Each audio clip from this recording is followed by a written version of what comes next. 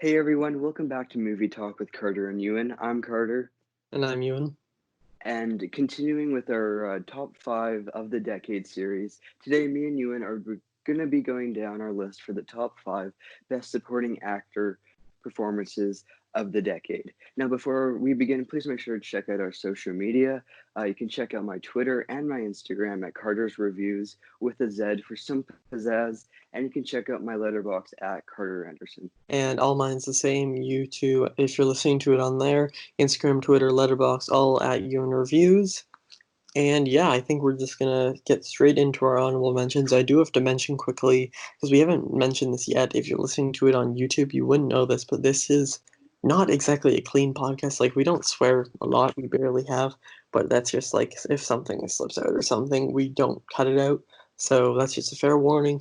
But we're just gonna quickly get into our honorable mentions, and this is in no particular order for me. I have Timothy Chalamet for Beautiful Boy, Sylvester Stallone for Creed, Christian Bale for The Fighter, Jacob Tremblay for Room, Philip Seymour Hoffman for The Master, and I mentioned this in our actor episode, but I would put either Jake Gyllenhaal or Hugh Jackman here, except I just don't know who would be supporting actor, who would be leading actor, but yeah. Yeah, that's a pretty good list. Some of yours that you were mentioned are on my actual list, and we both share Philip Seymour Hoffman for The Master. Some more honorable mentions from me. We got Edward Norton for Birdman and Moonrise Kingdom. I think he's great in both of those. Ethan Hawke for Boyhood, Mahershala Ali, Green Book, Paul Dano, Prisoners, Michael Shannon, The Shape of Water, and Barkhub Abdi for Captain Phillips. I would agree with a ton of those. Edward Norton, Ethan Hawke, Paul Dano, all of them are fantastic here. I would totally agree. It's just I wanted to shorten my down to five along with our list. And with that said, we'll just quickly get into mine. My number five is Andrew Garfield for The Social Network. Now, No way, that's my number five too. so I love Justin Timberlake's performance in this, but Andrew Garfield stole every single scene he's in. He has a phenomenal scene towards the end. I won't spoil it, but if you've seen the film, you definitely know it's a very powerful scene. But even through the entire film, he's just every single scene he's in, the focus seems to go on him. Like Jesse Eisenberg is phenomenal in the film, but I love Andrew Garfield's performance, and it's kind of underrated because I don't think it got anything at the Oscars. Correct me if I'm wrong, but No, nothing at the Oscars. I don't understand how it is one of the best films of the 2010s. I love the film. Like Aaron Sorkin's script is phenomenal, but Andrew Garfield Yeah. his character to another level. Yeah, I mean, I think obviously the He's Wired In scene is his standout, but with like he has so many great scenes. There's a lot towards the end he's really good in, and he's just as the film progresses, the narrative kind of antagonizes him, but the way Andrew Garfield portrays Eduardo with such sympathy and he's so complex and layered. I absolutely love Andrew Garfield. I think he is an incredible underrated actor, and this is easily his best performance for me. I think it is second best only behind Hacksaw Ridge, but I love that film. But I think that, yeah, as you said, the He's Wired In scene is fantastic, but he's just great throughout the entire film, and he really holds his own against some also fantastic performances. And truly, this is one of the best films of the 2010s, I think. Yeah, same here. I love The Social Network, and if you've seen our Best Actor podcast or video, whichever format you're watching this on, you'll know that Jesse Eisenberg is my number one Best Actor. So And I yeah, hadn't seen it before, but he would have definitely made my list easily in the top five. I'm not exactly sure what spot, but yeah.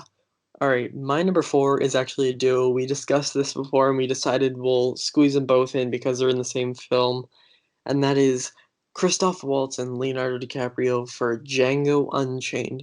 Django Unchained is a film is one of Tarantino's best. It was one of my favorites of last decade, and I think that Christoph Waltz gave a phenomenal performance. I still think his best is Inglourious Basterds, but this is almost as good.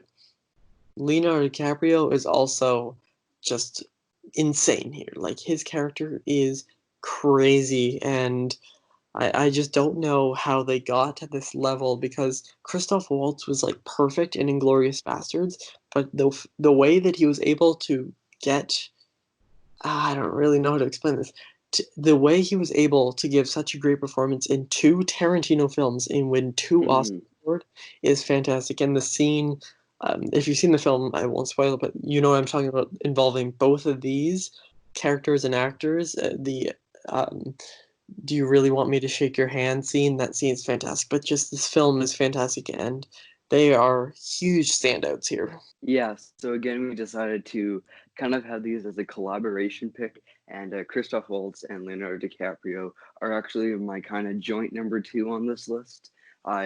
If I had to choose, I think I would choose DiCaprio, just because we like never see him as the villain, as the antagonist, and oh my God, he nails it. And just reading some of the IMDb facts about his performance too, and behind the scenes, I love it even more. And he's so radical and wild, and one of the best definitions of a scene stealer. I absolutely love Leonardo DiCaprio. He's my favorite actor. And then Christoph Waltz, of course, won the Academy Award, and he's just as fantastic. He's charismatic, he's witty, he's cunning. Just Django Unchained is truly one of Tarantino's best films, and he wrote some of the best characters in this film. Yep, I would agree. Personally, I like Christoph Waltz just a bit more, but I will say Leonardo DiCaprio steals more of the scenes, like the focus. I don't know, my focus always goes to him whenever he's on. And I read something a lot of the time about how, if you know the story of Django Unchained, it's about a free slave, and since it's back then, there's a lot of use of the N word, and Leonardo DiCaprio was nervous for like saying it so much he didn't enjoy it, and then Samuel L. Jackson pulled him aside, and he said to him, "This is just another Thursday for us," and I'm like, "Yeah, that sounds about right." And I don't know, I remember Yeah, I saw back, that I love that that. tidbit too. Okay, so my number four was one of Ewan's honorable mentions, and that is Jacob Tremblay for Room. I think he's such an incredible child actor already. He went on to do Wonder and Good Boys, but I think this is definitely his best performance.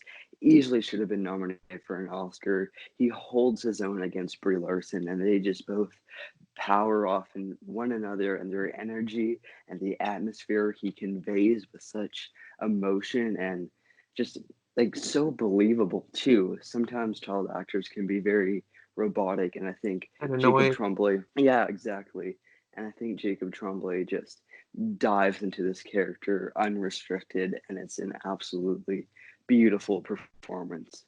Yeah, I just watched this one, so just the chance that he could be on my list. He's in my honorable mentions, and I'm just gonna say it here. I think this may be, not 100%, this may be the greatest child performance, like, of all time. Jacob Tremblay, in my opinion, is the best child actor working today. He's easily one of them, if not the best of all time.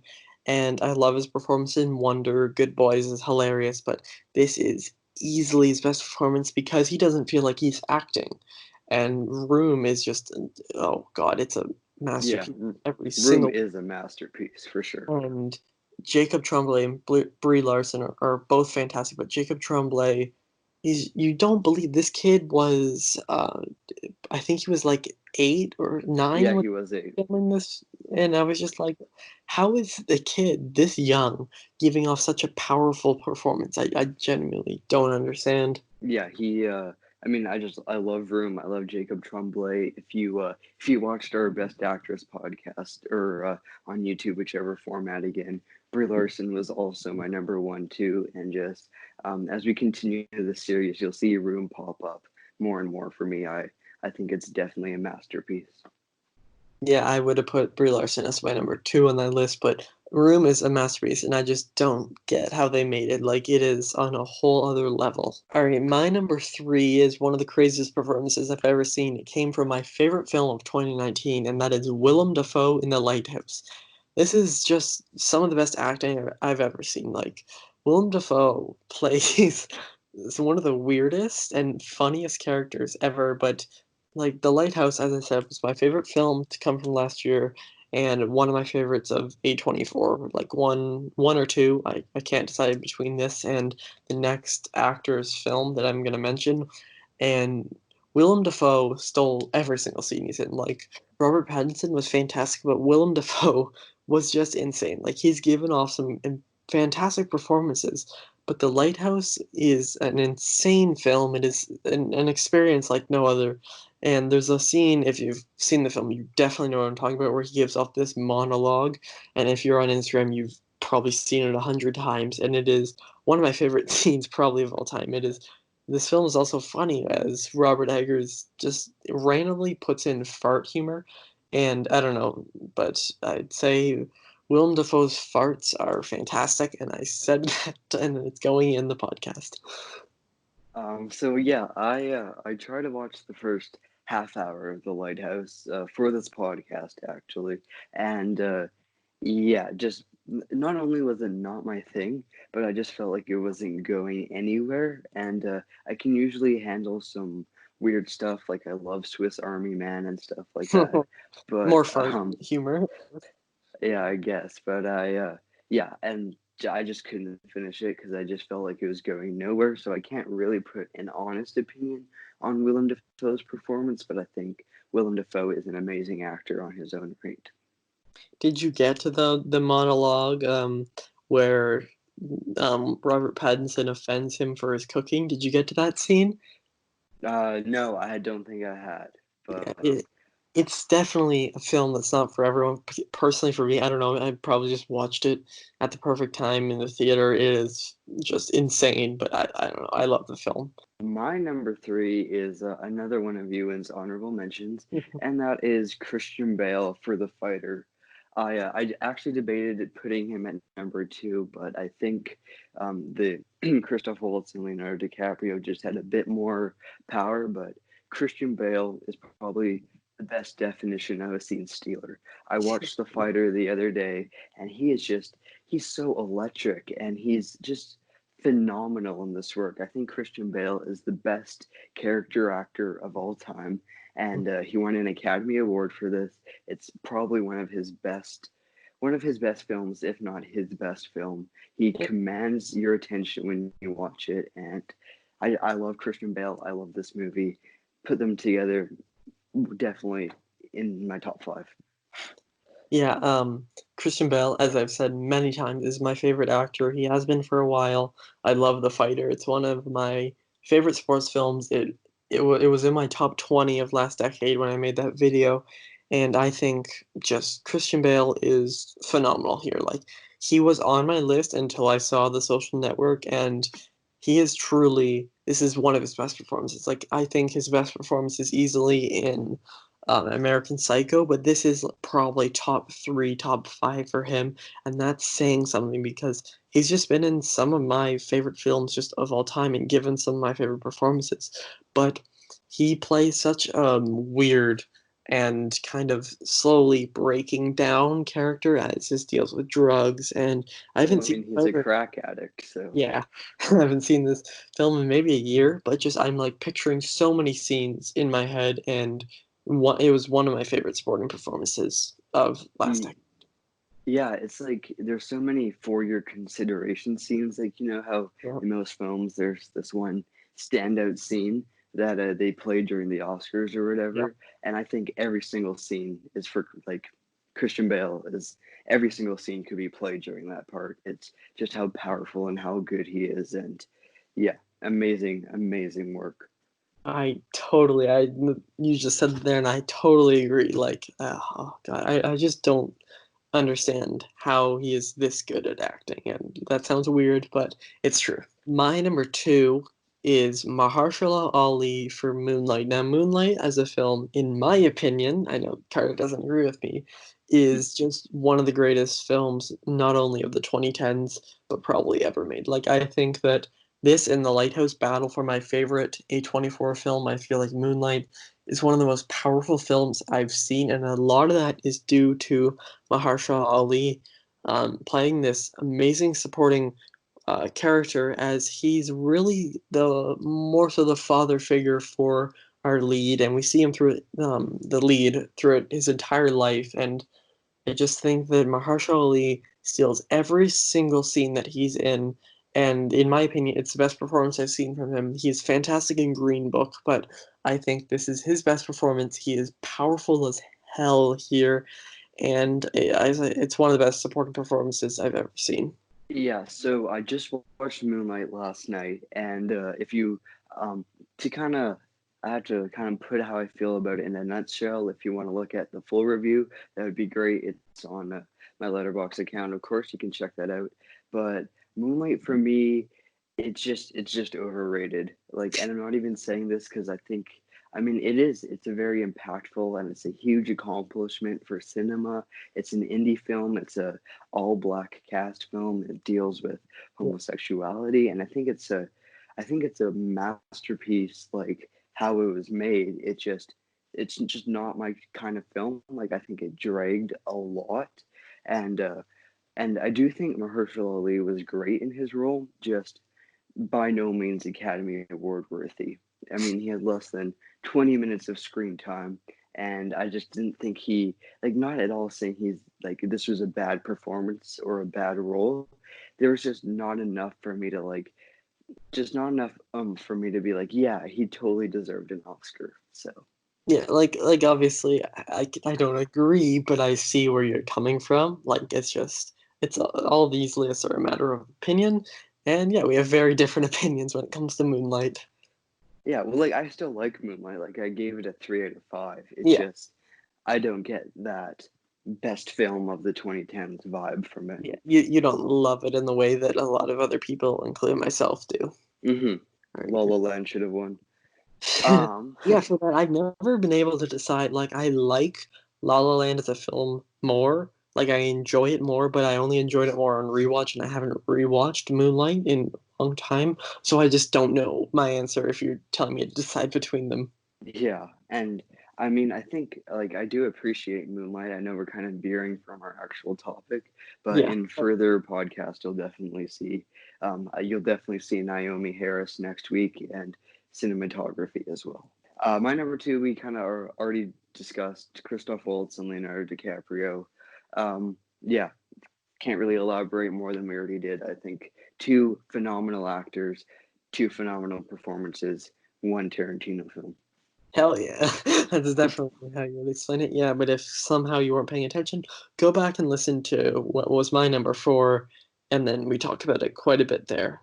We actually have, normally we don't discuss our lists besides our number one for some reason. I don't know, that's just a thing that we've been doing. But we Hmm. actually share the same number one, so you can tell everyone. Yeah, so J.K. Simmons, Whiplash, no surprise here. Probably, I think honestly, maybe behind Brie Larson and Room. For me personally, the best performance of the 2010s. I mean, he is a villain, and he just nails every single line he delivers. J.K. Simmons is a phenomenal actor, long overdue Oscar, and like he deserves an Oscar. You know how there's sometimes just performances where it's like, yeah, they were good. I just like J.K. Simmons deserved that Oscar, and he just demands your attention. Your eyes are always on him, and truly the best supporting performance of the decade. Yeah, I like, even though these are our favorites list, I genuinely believe this is the greatest performance, supporting performance of the 2010s. I think it's probably my favorite, just behind DiCaprio in Wolf of Wall Street, but he has just some fantastic scenes, and his lines he gives off, like, there are no two more harmful words in the English language than, what is it? I say Good it. job. Good job, or yes, good job. And the whole, of course, everyone who's seen the film knows, were you rushing or were you dragging? That scene is just top 10 scenes of all time. Like, he is crazy here. The way they use real stuff, like when he's actually in that scene, he's actually hitting Miles Teller in real life. It's not Hmm. fake. And he is a villain. He is a real life villain as Fletcher, and it is just fantastic. I genuinely don't believe how someone could be this good. Yeah, I mean, perfect casting, of course, and I genuinely believe this to be like a master class in acting, and of course in writing and direction from Damien Chazelle. Yep. I think, yeah, Fletcher is just explosive on screen, and it's so fun, and I just want to bite my teeth into his performance because it's so good. Yeah, like Whiplash, it was my favorite film of the 2010s, and there's just something so commanding and powerful about his performance in all, like, you love his character in all the worst ways, if that makes sense. Like, he's a total asshole, but you love watching him just, I don't know, scream at all these kids. Yeah. I kind of almost compare him to Cersei Lannister from Game of Thrones because you love to hate them, and they're like such an antagonist, such a bad guy, but you just love watching them on screen. Yeah, so that concludes our top five list. And yeah, before we go, we now answer a quick question and then give some recommendations. So our question for today is, what is your favorite trilogy of all time? Carter, you can go first. I mean, The Dark Knight, that's kind of like pretty much going to be the most generic answer. I think, even though it's a quadrilogy now, if that's how you pronounce it, I think the Toy Story trilogy was absolutely incredible. Back to the Future as well, pretty good. Yeah, mine is definitely the Dark Knight trilogy. Like, it is.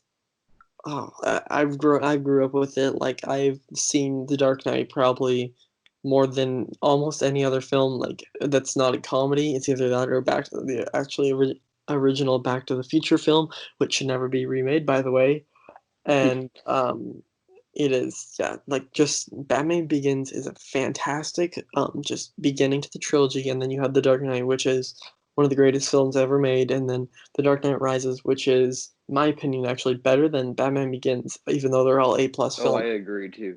And it just a fantastic closing to the trilogy with a fantastic villain played by Tom Hardy, and it is, I don't know, it is fantastic. I don't know. These are some of my favorite Nolan films, my three favorite superhero films of all time. Yeah, I mean, I love The Dark Knight more than, of course, and every other film in that trilogy. Just, I mean, I know it sounds very basic, but it's true. It's a masterpiece, and the other two are phenomenal, 4.5 star A+ films. Yeah, I've always loved these films. And right before we go, we're going to give off a few recommendations. They're going to be either totally random. Now, normally they would be something that like just came out, but really, has anything just come out recently? I don't know. So, what is yours?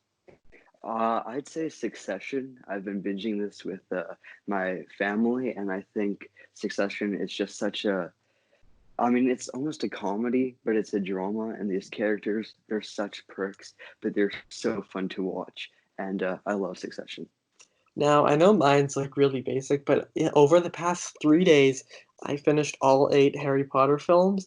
And of course, if you have seen them and haven't seen them in a while, like I hadn't, like this is my childhood favorite franchise, go back Yeah, and same. rewatch them because some of them, especially the later ones, get better as you get older because you respect more of the things and understand the deeper themes.